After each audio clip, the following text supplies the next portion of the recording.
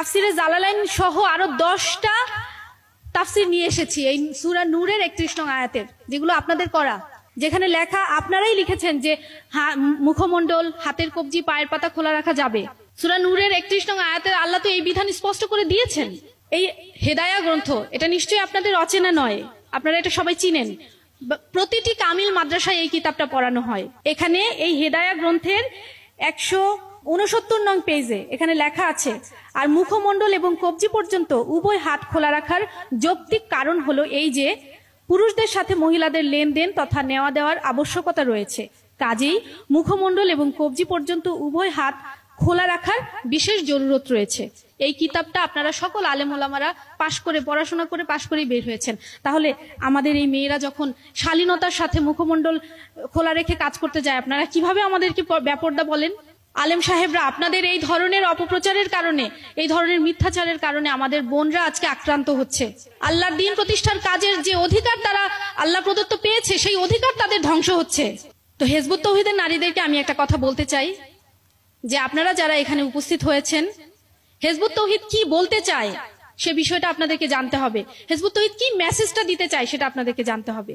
Hizb ut তৌহিদ বলতে চায় যে বর্তমান প্রচলিত, পৃথিবীতে প্রচলিত যতগুলো সংকট আছে, কোন সংকটই ইসলাম ছাড়া সমাধান করা সম্ভব হবে না।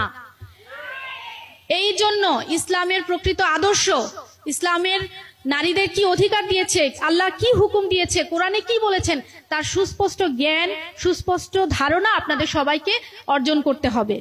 সেই জ্ঞানগুলো অর্জন করে এই পৃথিবীর মানুষের কাছে আপনাদের তুলে ধরতে হবে, এটা আপনাদের দায়িত্ব।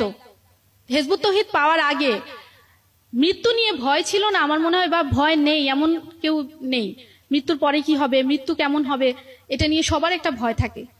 কিন্তু যেদিন থেকে হিজবুত তৌহিদ পেয়েছি সেদিন থেকে মৃত্যু ভয়কে বিদায় দিয়ে দিয়েছি, আর মৃত্যু ভয়কে ভয় পাই না।